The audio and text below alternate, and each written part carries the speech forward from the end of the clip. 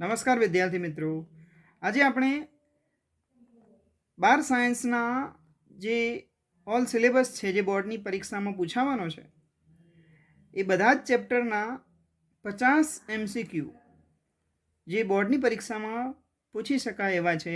આ ઉપરાંત તે નીટની પરીક્ષામાં પણ મહત્વપૂર્ણ સાબિત થશે. તો એ આપણે પ્રશ્નપત્ર 1ની આજે શરૂઆત કરીએ છીએ. તો એમાં પહેલો પ્રશ્ન લઈએ. લિંગી પ્રજનન દ્વારા નિર્માણ પામતી સંતતિ માટે ક્લોન શબ્દનો ઉપયોગ કરી શકાય નહીં, કારણ કે તો સંતતિઓ જે છે એ પિતૃ ડીએનએની આબેહૂબ પ્રતિકૃતિઓ ધરાવતી નથી, માટે ક્લોન શબ્દનો ઉપયોગ ન કરી શકાય. બરાબર. ક્લોનનો મતલબ થાય છે કે પિતૃ ડીએનએ એટલે કે પિતૃઓ જેવી જ આબેહૂબ પ્રતિકૃતિ ધરાવતી સંતતિ, એને આપણે ક્લોન કહીશું. પણ લિંગી પ્રજનનને પરિણામે જે સંતતિ ઉત્પન્ન થાય છે એની અંદર પિતૃ ડીએનએની આબેહૂબ પ્રતિકૃતિઓ ન હોવાને કારણે સંતતિ જે છે એ પિતૃ કરતાં થોડી ભિન્ન જોવા મળે છે, માટે આપણો જવાબ આવશે એ. બીજો પ્રશ્ન જોઈએ. ચલ બીજાણુઓ દ્વારા અલિંગી પ્રજનન દર્શાવતા સજીવો. તો ક્લેમિડોમોનાસ અને યુલોથ્રિક્સ એની અંદર જે છે કસા જોવા મળે છે, અને કસાની હાજરીને કારણે એમને ચલ બીજાણુ તરીકે ઓળખાય છે. બરાબર. પેનિસિલિયમ જે છે એની અંદર અચલ બીજાણુઓ હોય છે, અચલ બીજાણુ અથવા તો કણી બીજાણુ. ઓકે, તો માટે આપણો અહીં જવાબ આવશે ડી, એ અને સી બંને. બરાબર છે. ત્રીજો પ્રશ્ન લઈએ. નીચેનામાંથી કોણ નવા સંધાન પેદા કરે છે, એટલે કે નવા જોડાણ પેદા કરે છે જેથી ભિન્નતા ઉત્પન્ન થાય? તો લિંગી પ્રજનનને પરિણામે ઉત્પન્ન થતી સંતતિમાં ભિન્નતા જોવા મળે છે. બરાબર. અને એ જ નવા સંધાન એટલે કે નવા જોડાણ પેદા કરે છે. બરાબર. માટે આપણો જવાબ આવશે સી, લિંગી પ્રજનન. ચોથો પ્રશ્ન છે, કોલમ 1 અને કોલમ 2 ને યોગ્ય રીતે જોડો. તો એનિમોફિલી એટલે કે પવન દ્વારા પરાગનયન થશે. બરાબર. માટે એમાં એક્સ આવશે. હાઇડ્રોફિલી એટલે કે પાણી દ્વારા પરાગનયન થાય. ઝૂફિલી એટલે પ્રાણી દ્વારા પરાગનયન થાય. અને એન્ટેમોફિલી એટલે કીટકો દ્વારા પરાગનયન થશે. માટે આપણો જવાબ આવશે બી. બરાબર છે. પાંચમો પ્રશ્ન લઈએ. એક દ્વિદળી વનસ્પતિ પુષ્પો ધારણ કરે છે, પરંતુ તેઓ કદી ફળ અને બીજનું નિર્માણ કરી શકતા નથી. તો ઉપરયુક્ત પરિસ્થિતિ માટે નીચે આપેલામાંથી કયું શક્ય કારણ છે?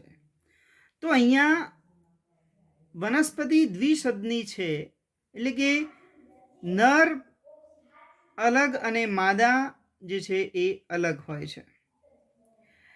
આ ઉપરાંત માત્ર નર પુષ્પો જ ધરાવતી હોય. બરાબર.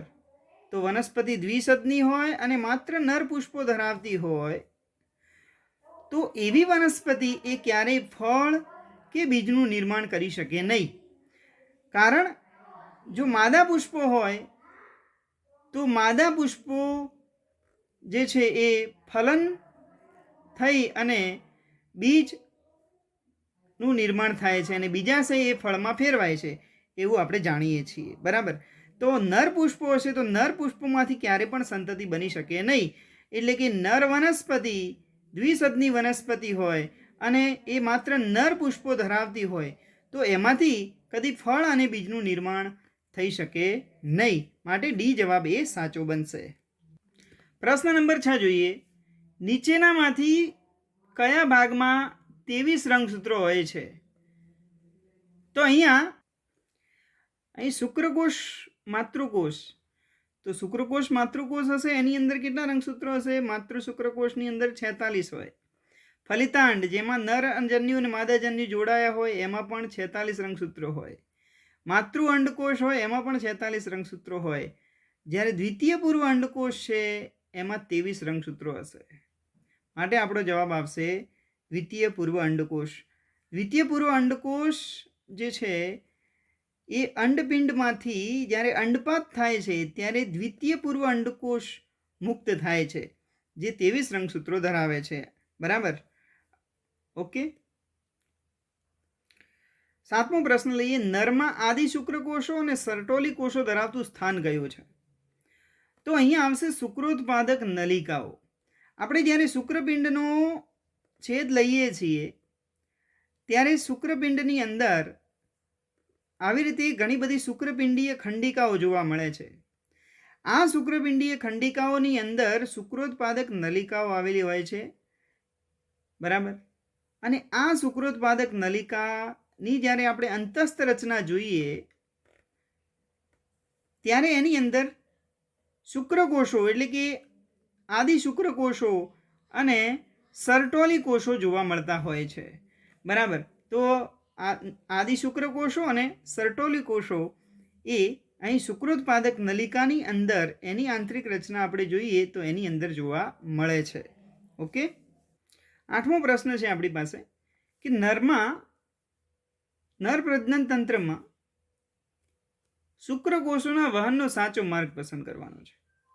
તો આપણે જે શુક્રપિંડ છે એની અંદર આવી ઘણી બધી શુક્રપિંડીય ખંડિકાઓ છે. આ શુક્રપિંડીય ખંડિકાઓની અંદર શુક્રોત્પાદક નલિકાઓ હોય અને આ શુક્રોત્પાદક નલિકાઓ ભેગી થઈ અને વૃષણ જાળ બનાવે છે, જેને આપણે રેટે શુક્રપિંડ કહીએ છીએ. ત્યારબાદ શુક્રવાહિકાનું ની અંદર શુક્રકોષ જાય છે. ત્યારબાદ અધિવૃષણ નલિકામાં એ જે છે એ શુક્રકોષ દાખલ થઈ અને શુક્રવાહિનીમાં જે છે એ આ રીતે આગળ વધે છે અને શુક્રવાહિની ત્યારબાદ સ્ખલન નલિકામાં ખુલે છે, બરાબર. અને એ સ્ખલન નલિકા આગળ જતા મૂત્રમાર્ગ સાથે મળી જાય છે અને યુરેથ્રલ મિટ્સ એટલે કે એ મૂત્ર જે જનન છિદ્ર છે ત્યાંથી જે છે એ બહાર નીકળે છે, બરાબર. તો આ રીતે સી જવાબ આવશે. 9મો નંબર જોઈએ તો ZIFT પદ્ધતિને અનુલક્ષીને સાચું વિધાન પસંદ કરો. હવે પહેલાં તો ZIFTનું પૂરું નામ આપણને ખબર હોવી જોઈએ. ઝાયગોટ ઇન્ટ્રાફેલોપિયન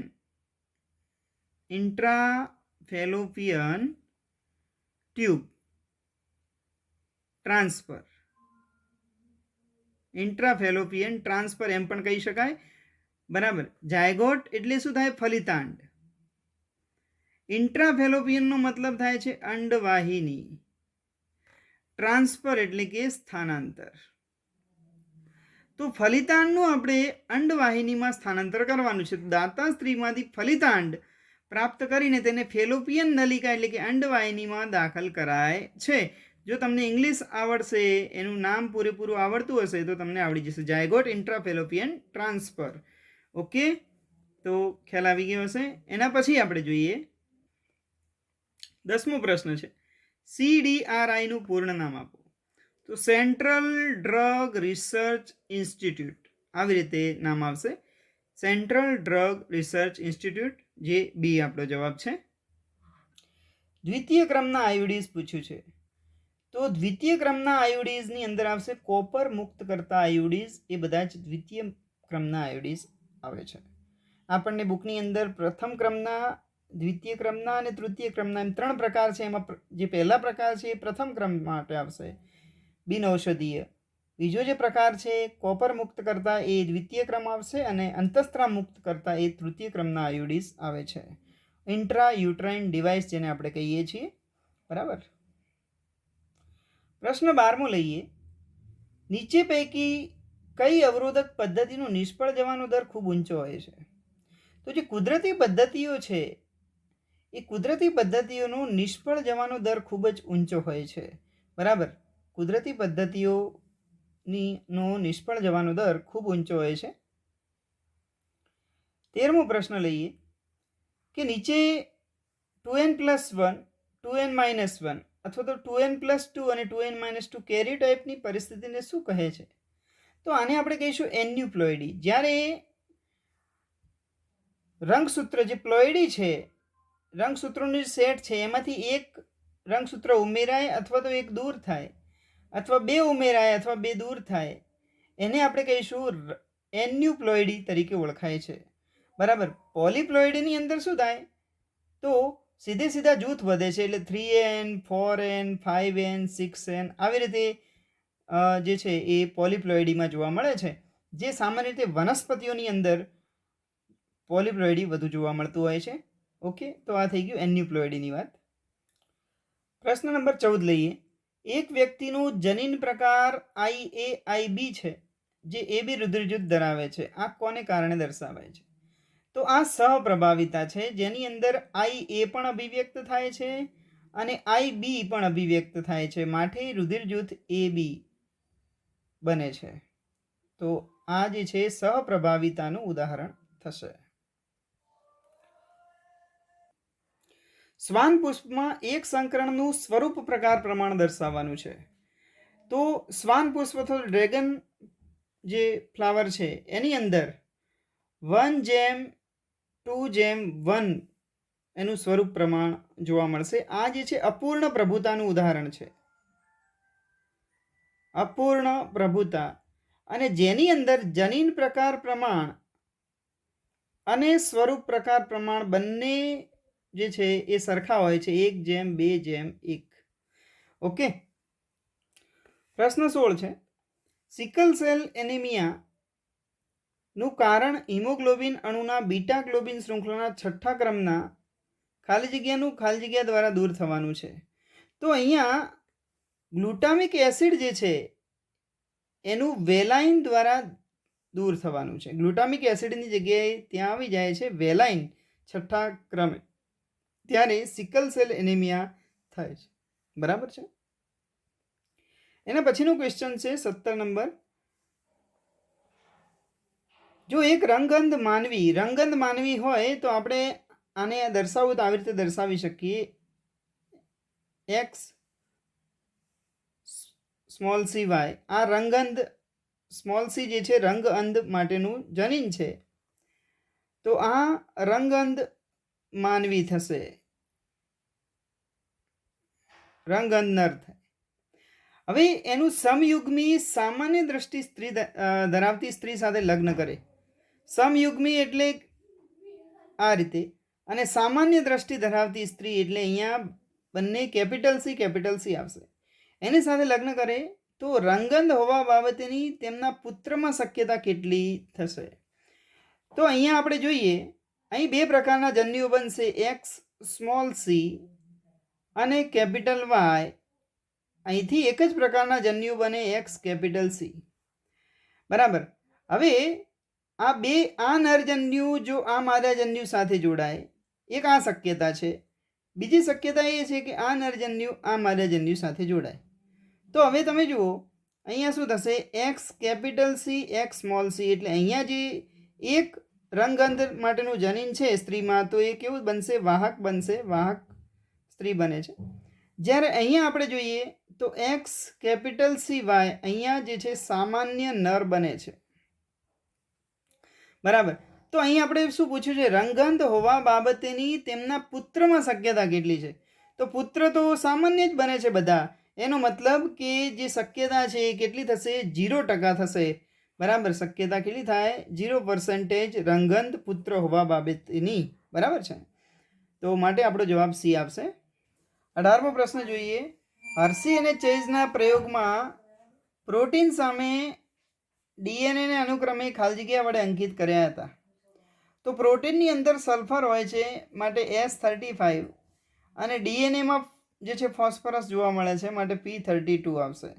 અહીં યાદ રાખવા માટે યાદ રાખવાનું છે S35, એટલે અહીંયા S સલ્ફરનો જે છે એ પાંચડા જેવો જ છે, માટે આપણે આ રીતે યાદ રાખી શકીએ. આ તમને ખાલી યાદ રાખવા માટે સમજાવ્યું છું. S35 આવી રીતે આપણે યાદ રાખી શકીએ. અને ડીએનએમાં ફોસ્ફેટ હોય છે તો P32 આવશે. બરાબર. તો માટે જવાબ આવશે બી. પ્રશ્ન નંબર 19 છે. નીચે આપેલ પૈકી કયું એક વિધાન સિકલ સેલ એનિમિયા માટે વધુ યોગ્ય છે? તો અહીંયા તે આયર્ન પૂરક દ્વારા સારવાર પામતો નથી, સિકલ સેલ એનિમિયા. બરાબર. એટલે આ વિધાન જે છે યોગ્ય છે. આણ્વીય રોગ છે. આ ઉપરાંત મેલેરિયા સામે અવરોધકતા પણ આપે છે, માટે ડી ઉપરયુક્ત બધા જ વિધાનો જે છે એ યોગ્ય છે એમ કહી શકાય. 20મો પ્રશ્ન છે. ડીએનએ ફિંગરપ્રિન્ટ બનાવવાની રીતનો સાચો ક્રમ કયો છે? તો પહેલાં તો આપણે નમૂના તરીકે લીધેલા કોષમાંથી ડીએનએને અલગ કરવું પડે, બરાબર. કોષમાંથી ડીએનએ છે એને પહેલાં અલગ કરવું પડે. ત્યારબાદ રિસ્ટ્રિક્શન ઉત્સેચક દ્વારા એનું ડાયજેશન એટલે કે પાચન કરવાનું હોય છે, એટલે કે ડીએનએના ટુકડા કરવા પડે, બરાબર છે.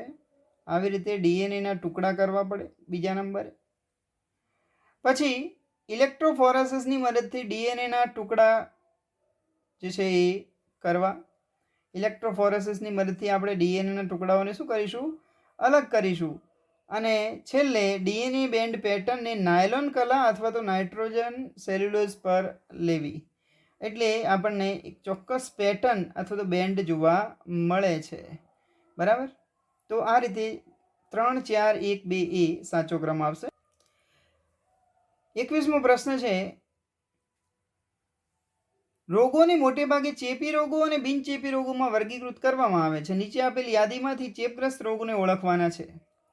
તો અહીંયા આપણે જોઈએ તો ચેપગ્રસ્ત રોગો જે છે એ જોઈએ તો ઇન્ફ્લુએન્ઝા અને શીતળા, આ બંને ચેપગ્રસ્ત રોગો છે.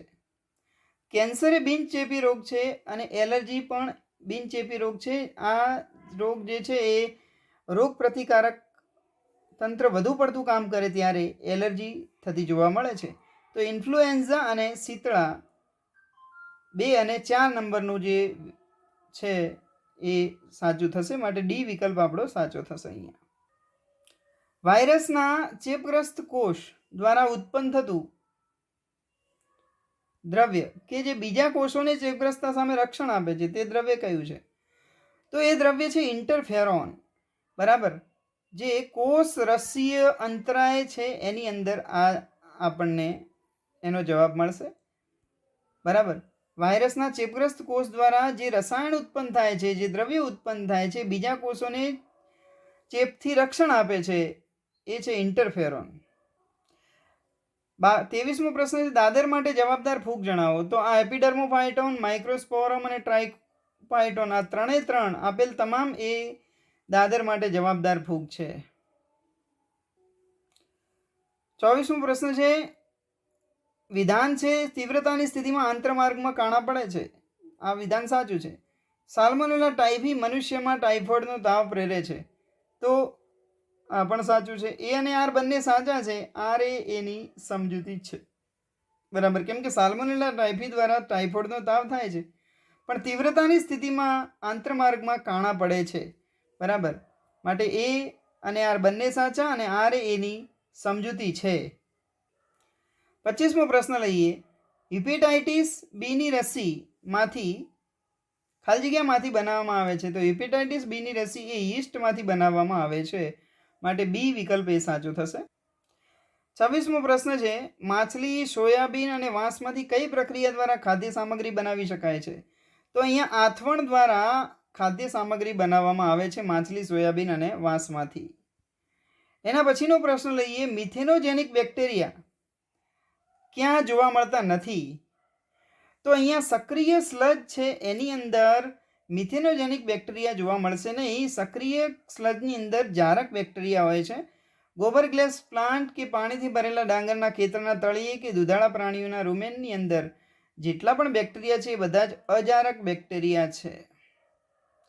મિથેનોજેનિક બેક્ટેરિયા એ અજારક બેક્ટેરિયા છે, જ્યારે સક્રિય સ્લજમાં જારક બેક્ટેરિયા જોવા મળે છે.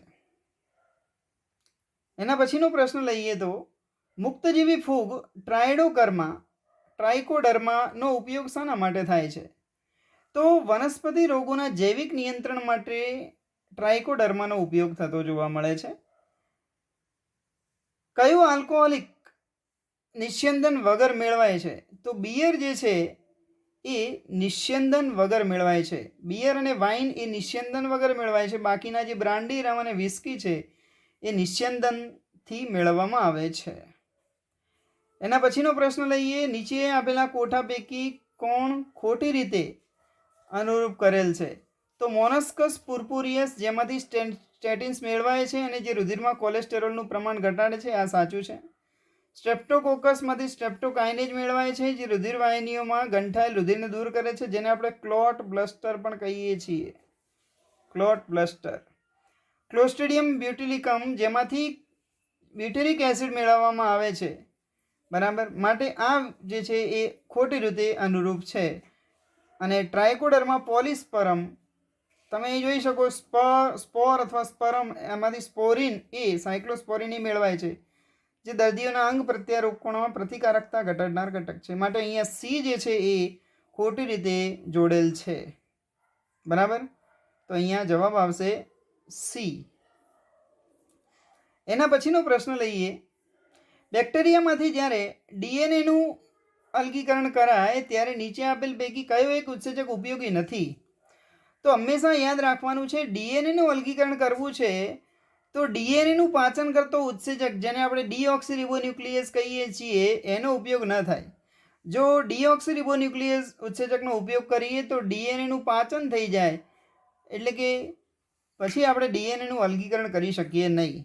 બરાબર, ડીઓક્સીરિબોન્યુક્લિયસ સિવાયના બધા જ ઉત્સેચકોનો ઉપયોગ કરી અને બીજા બધા જ ઘટકોનું, જેમ કે લિપિડ છે કે પછી પ્રોટીન છે, એ બધાનું આપણે પાચન કરાવી દઈએ છીએ અને છેવટે એક ડીએનએ બાકી રાખીએ છીએ. ઓકે, તો માટે અહીંયા આવશે ડીઓક્સીરિબોન્યુક્લિયેઝ ઉત્સેચક. એના પછીનો પ્રશ્ન છે, વાહકમાં આવેલ એન્ટીબાયોટિક અવરોધક જનીન કોની પસંદગીમાં મદદ કરે છે? તો એન્ટીબાયોટિક અવરોધક જનીન એ રૂપાંતરિત બેક્ટેરિયલ કોષોની પસંદગીમાં મદદ કરે છે. જે બેક્ટેરિયા એ રૂપાંતરિત થયેલા હોય છે, બરાબર, એટલે કે જેની અંદર આરડીએનએ આવેલું હોય છે, એવા બેક્ટેરિયા રૂપાંતરિત બેક્ટેરિયલ કહેવાય છે, એની પસંદગીમાં મદદ કરે છે. એના પછી છે, ડીએનએના ટુકડાઓને ખાલી જગ્યા પદ્ધતિ દ્વારા અલગીકૃત કરી શકાય છે. તો જેલ ઇલેક્ટ્રોફોરેસિસની મદદથી ડીએનએના ટુકડાઓને આપણે અલગ કરી શકીએ છીએ. બરાબર. એના પછીનો પ્રશ્ન છે, માનવ ઇન્સ્યુલિનનો જે સી પેપ્ટાઇડ છે એ શું છે? તો સી પેપ્ટાઇડ એ પૂર્વ ઇન્સ્યુલિનની અંદર જોવા મળે છે. બરાબર, પૂર્વ ઇન્સ્યુલિનની અંદર સી પેપ્ટાઇડ જોવા મળે છે. અને સી પેપ્ટાઇડ એ વધારાનો ખેંચાયેલ ભાગ છે, જે પરિપક્વનથી ઇન્સ્યુલિન બનવા દરમિયાન દૂર થતો ભાગ છે. તો પૂર્વ ઇન્સ્યુલિનની અંદર સી પેપ્ટાઇડ જોવા મળે છે, એમાંથી જ્યારે ઇન્સ્યુલિન બને ત્યારે સી પેપ્ટાઇડ જે છે દૂર થઈ જતો હોય છે. બરાબર. એના પછીનો પ્રશ્ન લઈએ. આરએનએઆઈમાં જનીનોને શાના વડે નિષ્ક્રિય કરાય છે? તો અહીંયા આરએનએઆઈની અંદર જનીનોને ડીએસઆરએનએ, ડબલ સ્ટ્રેન્ડેડ આરએનએ છે, એના વડે નિષ્ક્રિય કરવામાં આવતું હોય છે. બરાબર. એના પછીનો પ્રશ્ન છે, સંભવિત એઇડ્સના દર્દીઓમાં એચઆઈવીની ઓળખ માટે સામાન્ય રીતે આણ્વિક પદ્ધતિનો ઉપયોગ કરાય છે. તો અહીંયા પીસીઆરનો ઉપયોગ કરાય છે, પોલિમરેઝ ચેઇન રિએક્શન. બરાબર. એના પછીનો પ્રશ્ન છે, મકાઈમાં છિદ્રો પાડતી ઉપદ્રવી જીવાતને કયા પ્રોટીન દ્વારા નિયંત્રિત કરી શકાય છે? તો ક્રાય1 કેપિટલ એ સ્મોલ બી દ્વારા જે છે નિયંત્રિત કરી શકાય છે. 1990માં એડિનોસાઇન ડીએમિનેઝ એડીએ ખામી ધરાવતી 4 વર્ષની બાળકીને કઈ થેરાપી આપવામાં આવી હતી? તો અહીંયા જનીન થેરાપી આપવામાં આવી હતી. બરાબર છે. નેક્સ્ટ ક્વેશ્ચન લઈએ. સુવર્ણ ડાંગર એટલે કે ગોલ્ડન રાઈસ, સોનેરી ચોખા માટે નીચેના પૈકી કયું સાચું છે? તો આપણે જાણીએ છીએ સોનેરી ચોખા એ શું છે, વિટામિન એથી ભરપૂર હોય છે. ડેફોડિલના એક જનીન સાથે એ હોય છે, માટે આપણો જવાબ બી એ સાચો થશે. સમુદ્રમાં રહેતી કઈ લીલ ઊંડા પાણીમાં જોવા મળે છે? તો રાતી લીલ જે છે ઊંડા પાણીમાં જોવા મળે છે, કેમ કે એની તરંગ લંબાઈ વધુ હોય છે. આ ઉપરાંત એની અંદર R-ફાઇકોઇરિથ્રિન પણ જોવા મળે છે. એના કારણે રાતી લીલ એ ઊંડા પાણીમાં જોવા મળે છે. બરાબર. નેક્સ્ટ ક્વેશ્ચન લઈએ. અમેરિકામાં પ્રશાંત મહાસાગરીય કિનારાના પથરાળ ભરતીયુક્ત વિસ્તારના મહત્વપૂર્ણ પરભક્ષી કયા છે? તો ત્યાં પાઇસેસ્ટર નામની જે તારા માછલી છે, એ તારા માછલી એ મહત્વપૂર્ણ પરભક્ષી છે. બરાબર. જ્યારે તારા માછલી અથવા તો પાઇસેસ્ટરને દૂર કરવામાં આવ્યા ત્યારે 10 કરતાં પણ વધુ જે અપૃષ્ઠવંશીઓ છે એની જાતિઓ લુપ્ત થઈ ગઈ હતી. બરાબર. તો અહીંયા તારા માછલી પાઇસેસ્ટર આવશે. એના પછીનો પ્રશ્ન છે કે વસ્તી ગીચતાનું સમીકરણ કયું છે? તો અહીંયા સીધું સમીકરણ છે NT+1 = NT+B+I બરાબર, જન્મદર અને અંતઃસ્થળાંતરનો સરવાળો કરી અને મૃત્યુદર અને બહિર્સ્થળાંતરનો સરવાળો કરી અને આ બંનેના સરવાળામાંથી મૃત્યુદર અને બહિર્સ્થળાંતરનો સરવાળો બાદ કરી દઈએ, એ આપણું જે છે વસ્તી ગીચતાનું સમીકરણ બનશે. માટે જવાબ આવશે બી. એના પછી છે એકમ સમય અવધિ ટી dn બાય dt દરમિયાન વધારો કે ઘટાડો કેવી રીતે દર્શાવાય છે? તો dn by dt is equal to r into n આવશે, જ્યાં r એ શું છે? પ્રાકૃતિક વૃદ્ધિનો આંતરિક દર, એટલે b માઇનસ ડી, જન્મદર માઇનસ મૃત્યુદર થશે. બરાબર, આની જગ્યાએ શું આવશે? બી માઇનસ ડી આવે છે. માટે વિકલ્પ આવે છે એ. ઓકે, એના પછીનો પ્રશ્ન લઈએ. જો પ્લસની નિશાની લાભદાયી પ્રતિક્રિયા, માઇનસની નિશાની નુકસાનકારક પ્રતિક્રિયા માટે, જીરો નિશાની તટસ્થ પ્રતિક્રિયા માટે હોય તો વસ્તીની પ્રતિક્રિયાઓમાં જો પ્લસ અને માઇનસ દર્શાવેલ હોય તો પ્લસ અને માઇનસ દર્શાવેલ હોય તો એ પ્રતિક્રિયા એ પરોપજીવન છે, જેમાં એક યજમાન અને બીજો મહેમાન થશે. બરાબર, જ્યાં યજમાનને નુકસાન થાય છે અને મહેમાનને લાભ થાય છે. સહભોજિતા જે છે એ પ્લસ 0 પ્રકારની આંતરક્રિયા છે, પરસ્પરતા પ્લસ પ્લસ પ્રકારની આંતરક્રિયા છે, પ્રતિજીવન એ -0 પ્રકારની આંતરક્રિયા છે. આ ઉપરાંત જે પરભક્ષણ આવે છે એ પણ પ્લસ માઇનસ પ્રકારની આંતરક્રિયા છે. આ ખાસ તમારે ધ્યાન રાખવાનું છે મિત્રો. સક્રિય રસાયણ ડ્રગ રેસરપાઇન શેમાંથી મેળવાય છે? તો રાઉફોલિયા જે છે સર્પેન્ટીના, જેને આપણે સર્પગંધા કહીએ છીએ, સર્પગંધા, જેમાંથી આ રેસરપાઇન મેળવવામાં આવતું હોય છે. માટે બી એ આપણો સાચો વિકલ્પ છે. કોલમ 1ની અંદર આપેલ પ્રાણીઓને કોલમ 2ના જે છે એ આપેલ સ્થાને જોડવાનું છે. ડોડો જે છે મોરેશિયસનું છે, ક્યુગા અથવા ક્વેગા આફ્રિકા છે, ક અહીંયા પાછળ ક, થાઇલેશિયન અહીંયા ય, ઓસ્ટ્રેલિયાનો ય. બરાબર, સ્ટીલર સી કાઉ તો અહીંયા સ અડધો, અહીંયા રશિયામાં સ આવશે. સ અડધો અને રમાં ઘણો બધો સમાનતા જોવા મળે છે, એટલે આપણે અહીં જોઈ શકીએ ડોડો મોરેશિયસ એટલે એમાં આવશે 3, ક્વેગા આફ્રિકા, થાઇલેશિયન ઓસ્ટ્રેલિયા અને સ્ટીલર સી કાઉ એ જે છે રશિયા. બરાબર છે, માટે વિકલ્પ ડી એ સાચો છે આપણો. નીચે આપેલ પ્રાણી જૂથોમાંથી કયું એક નાશપ્રાય થવાની સૌથી વધુ સંભાવના ધરાવે છે? તો ઉભયજીવી જે છે એ નાશપ્રાય થવાની સૌથી વધુ સંભાવના ધરાવતું એક જૂથ છે. બરાબર, એના પછીનો ક્વેશ્ચન લઈએ. નીચે આપેલ ચાર્ટ એ અપૃષ્ઠવંશીઓમાં જોવા મળતી જૈવ વિવિધતા દર્શાવે છે. તો અહીંયા કયો સમૂહ કેટલું પ્રમાણ દર્શાવે છે? તો અહીંયા જે એ છે એ સૌથી વધુ આપણે જાણીએ છીએ કીટકો છે, બીમાં મૃદુકાય પ્રાણીઓ આવશે, સીમાં સ્તરકવચી આવે છે અને ડીમાં અન્ય પ્રાણી સમૂહો જોવા મળે છે. બરાબર, માટે આપણો વિકલ્પ જે છે ડી સાચો થશે. હાલ અંદાજિત પ્રાણી અને વનસ્પતિની કેટલી જાતિઓ ઓળખાયેલી છે? તો ઓળખાયેલી જાતિઓ જે છે 1.5 મિલિયન કરતાં વધારે છે. માટે આપણો જવાબ સી એ સાચો છે. આની ગણતરી પણ આપણે કરીને બતાવેલી છે આપણા જે ચેપ્ટર 15ના વિડીયો લેક્ચર્સની અંદર. એલેક્ઝાન્ડર વોન હમ્બોલ્ટે સૌપ્રથમ શેના માટે વર્ણન કર્યું હતું? તો એને જાતિ વિસ્તારના સંબંધોની વાત કરેલી છે. એલેક્ઝાન્ડર વોન હમ્બોલ્ટે એણે કીધું હતું કે જેમ જેમ વિસ્તાર વધારતા જઈએ એમ એમ જાતિ સમૃદ્ધિમાં વધારો થાય છે, પરંતુ અમુક મર્યાદા સુધી જ. બરાબર, એ જાતિ વિસ્તારના સંબંધોની વાત એલેક્ઝાન્ડર વોન હમ્બોલ્ટે કરી. તો મિત્રો આપણે જે 70% અભ્યાસક્રમ છે એ મુજબના અહીંયા 50 MCQનું એક પ્રશ્નપત્ર આજે પૂરું કર્યું છે. જો તમને વિડીયો ગમ્યો હોય તો લાઈક જરૂરથી કરજો. ચેનલને હજુ સુધી સબસ્ક્રાઈબ ન કરી હોય તો સબસ્ક્રાઈબ બટન ક્લિક કરી બાજુમાં રહેલું બેલ બટન પણ દબાવજો, જેથી નવા વિડીયોની અપડેટ્સ પણ તમને મળતી રહેશે. આ ઉપરાંત આપણે નેક્સ્ટમાં પ્રશ્નપત્ર 2 પણ લેવાના છીએ. તો મળીશું નવા પ્રશ્નપત્ર સાથે. આવજો મિત્રો.